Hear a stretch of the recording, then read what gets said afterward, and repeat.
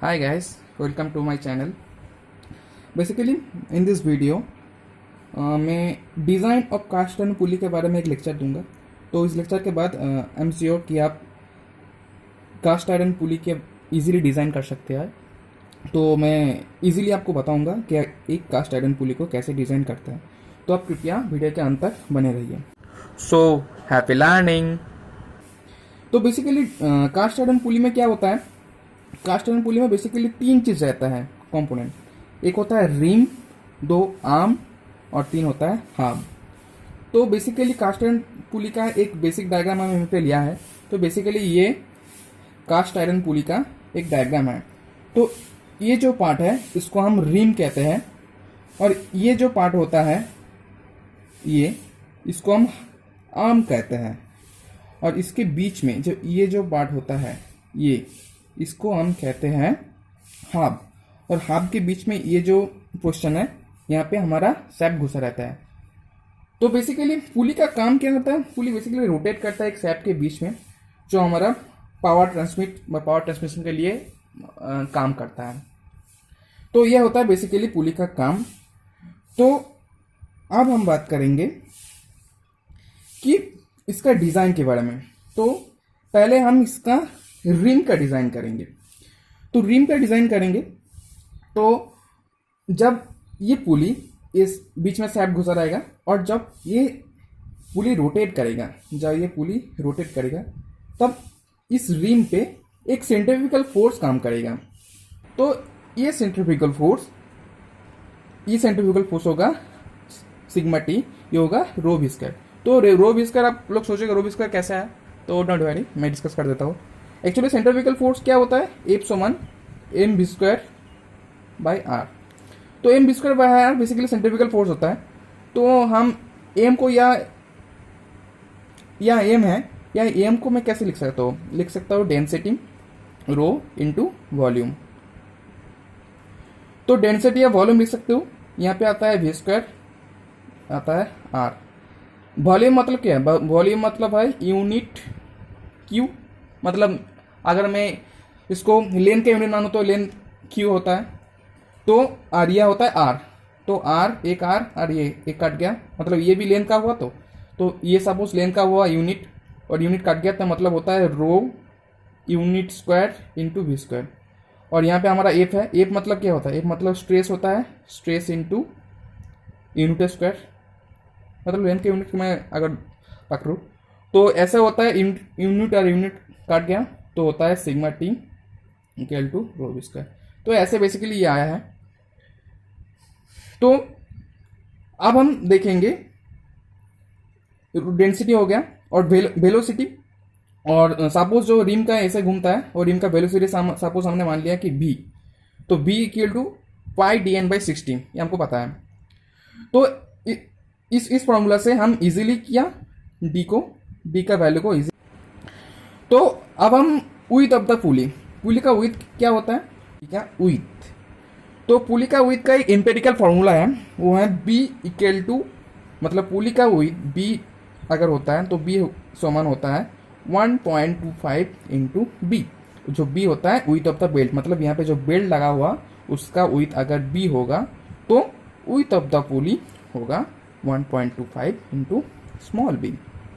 तो बेसिकली यह इसलिए आपको याद करना पड़ेगा, मतलब ये फॉर्मूला है एम्पिरिकल मेथड के लिए।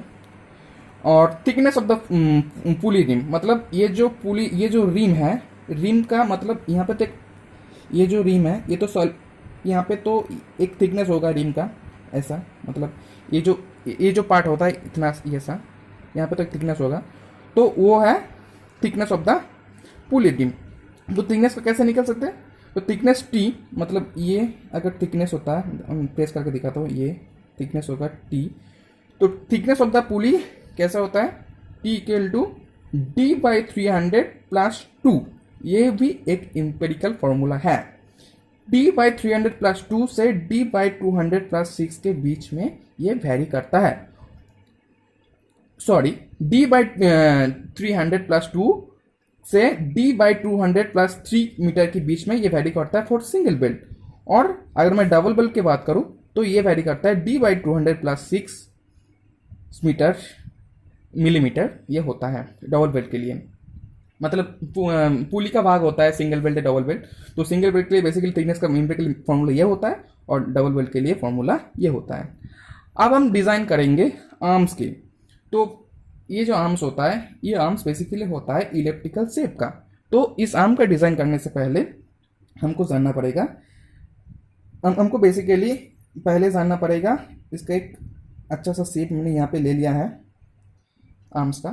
तो ये आर्म्स बेसिकली है इलेप्टिकल शेप का, आप देख सकते हैं एक इलेप्टिकल शेप का ये आर्म्स है ये बेसिक। तो यहाँ पे इलिप्स के बारे में हमें तो पता ही होगा।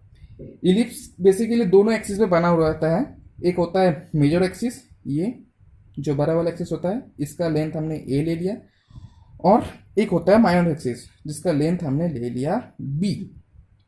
और मैं पहले आपको बता देना चाहता हूँ कि एक हमारा एम्पिरिकल मेथड है कि हम किस टाइप का मतलब कि कौन सी साइज की पुली में कौन सी मतलब कितना आर्म यूज़ करूँ। तो उसके लिए अगर पुली का डायमीटर 200 से लेके 600 मिलीमीटर है तो हमको बेसिकली 4 आर्म्स यूज़ करना पड़ेगा। अगर पुली का डायमीटर 600 मिलीमीटर से लेके 1500 मिलीमीटर तक हो गए तो हमको 6 आर्म यूज़ करना पड़ेगा। मतलब यहाँ पे हम 3 आर्म दिखाया है, यहाँ पे 6 आर्म यूज़ करना पड़ेगा। अगर पुली का डायमीटर 200 मिलीमीटर से लेस है देन हमको सॉलिड पुली यूज़ करने में चलेगा। मतलब आर्म कुछ नहीं होगा, पूरा एक सॉलिड होगा यहाँ पे। तो मैं ऑलरेडी बोल चुका हूँ ए और बी के बारे में। तो एक्चुअली अब टॉर्क ट्रांसमिटेड। तो torque transmitted T equal to torque transmitted मतलब कितना टॉर्क ट्रांसमिट हुआ इस पुली से, R radius of the pulley का जो रेडियस होता है मतलब ये डिस्टेंस ये होता है रेडियस ऑफ द पुली, और n number of the arm यहाँ पे 3 है। तो ये जो सपोज मैंने पुली को कंसिडर किया और ये तीनों आर्म, तो जब ये तीनों आर्म तो जब ये पावर ट्रांसमिट करेगा मतलब यहाँ पे मैंने बेल्ट मान लिया, तो जब ये पावर ट्रांसमिट करेगा तो यहाँ पे एक टेंजेंशियल फोर्स काम करेगा। मतलब टेंजेंशियल फोर्स काम करेगा तो वो टेंजेंशियल लोड मैंने माना WT। तो अल्टीमेट क्या होगा 2T/R/N।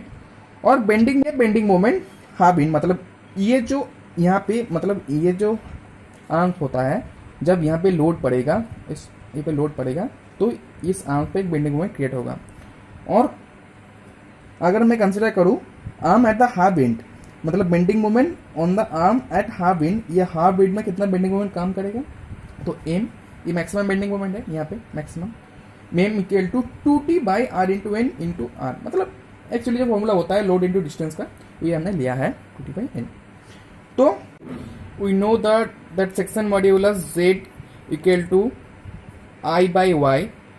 ये I का वैल्यू होता है हमें पता है π/64 into B into AQ for this electrical section.